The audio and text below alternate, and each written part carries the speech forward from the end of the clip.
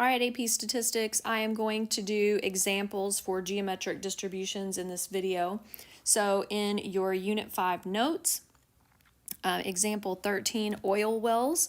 The drilling records for an oil company suggest the probability the company will hit oil in productive quantities at a certain offshore location is 0.2.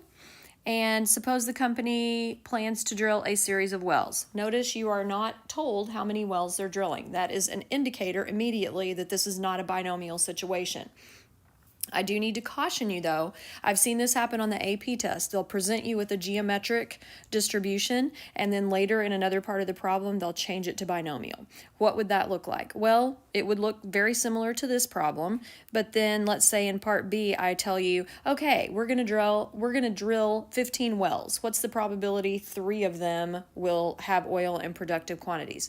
It's an easy fix because the only thing missing from your conditions would be the n. So if you're presented with an n, you'll just then use your binomial process to find the answer. It is not horrible. Okay, but back to this one, which is geometric. So let's look at our conditions. So each drill is independent.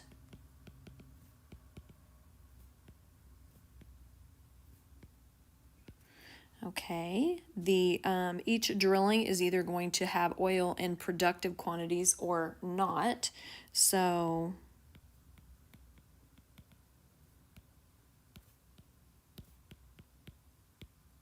strike oil in productive quantities. My handwriting's bad, sorry.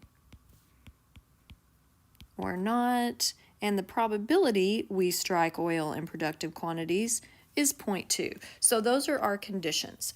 Now, when we look at part A, what is the probability the fourth well drilled will be the first to be productive? That means we have drilled 1, did not hit oil in productive quantities. We drilled 2, no productive oil. We drilled 3, no productive oil. And now 4, we got oil. It was our first productive well. That means these 3 are not productive.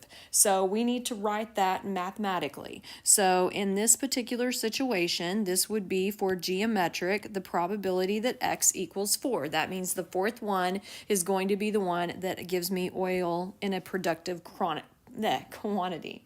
That means that not getting productive oil amounts is 0.8 to the third times 0.2. Now, a lot of students have questioned me about this because they get confused, but I want to talk to you about this. If the probability that I get oil in productive amounts is 0.2, the probability I won't is 0.8. So if I am not going to have productive amounts of oil until the fourth well drilled, that means drill. Hopefully I said that right. I don't know. Okay, so 0.8 represents the first one, not productive. 0.8, the second one, not productive. 0.8, the third one, not productive, and now productive. Okay, so I just wrote that this way. It doesn't matter. Okay, it means the same thing.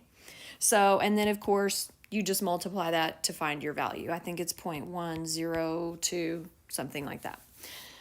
All right, so for part B, what is the probability the seventh well drilled will be the first to be productive? That means we've had 6 not be productive, okay? So that now means the probability that x equals 7 is going to be 0.8 to the 6th times 0.2, bam, the 7th one, we got oil in productive amounts. Score! And then, of course, 0.052. I'm not showing you how to type this into your calculator because surely, okay. So part C, is it likely that the first productive well will be as high as the 15th?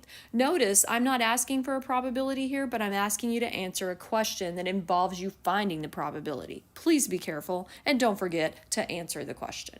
All right, so if I want to answer the question, is it likely? Well, let's find the probability, and that will help me answer the question.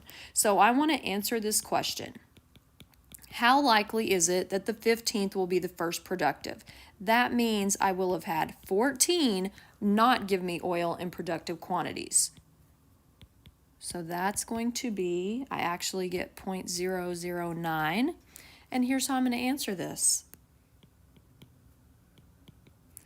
It does not seem likely, oh, I can't write. It does not seem likely, since the probability is less than 1%. Kids, that's a low probability. Okay, if it's less than 1%, probably not going to happen. So there you go. All right, find the mean and standard deviation of the number of wells that must be drilled before the company hits its first productive well. This is a geometric distribution, and on your formula chart, you have formulas for the mean and standard deviation for a geometric distribution. The mean is 1 over p. So that it would be 1 over 0.2, which would give me 5. And the standard deviation is the square root of 1 minus p over p, which gives me the square root of 0.8 over 0.2. You do have to be careful with this one in your calculator. Make sure that you do not take the square root of the fraction. It's just the square root of 0.8, then push enter, then divide by 0.2. And this is going to give me 4.47. And remember, context and interpretation of these is the same as it's always been. If I drill many wells, I expect to hit productive amounts of oil on an average of 5 of them, okay? On an average of 5 of them, and I see a typical variation of that by about 4.47 wells. Okay. This takes me to example 14, color blindness. About 8% of males are colorblind. A researcher needs some colorblind subjects for an experiment, so he begins checking potential subjects. All right, notice it does not say how many subjects because that is fluid. It's variable. This is not binomial. It's geometric. How do you know, Miss Griggs? Because, watch. These potential subjects are independent of one another. I better write that out. I want you to do it, so I better do it. Okay, the subjects are either colorblind or they're not.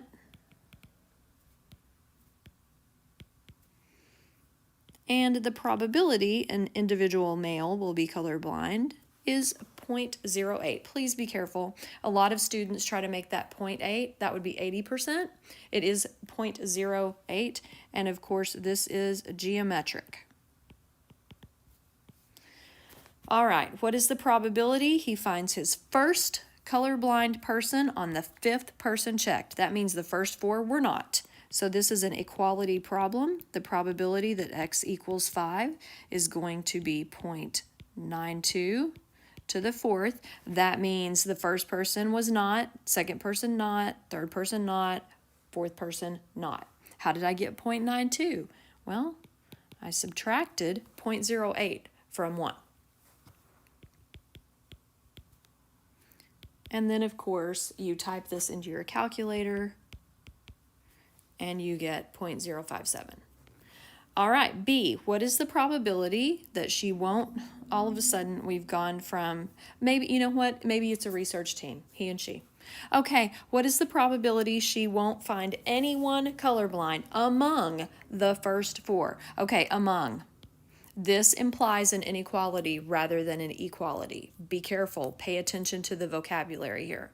So what is the probability she won't find anyone colorblind among the first 4 men checked?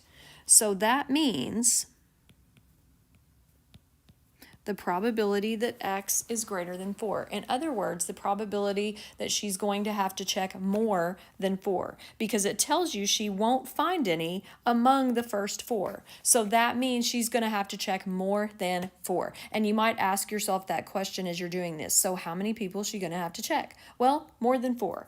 There's your inequality right there. And this is already set up to be easy for us, because if it's greater than, I take 0.92 to that value.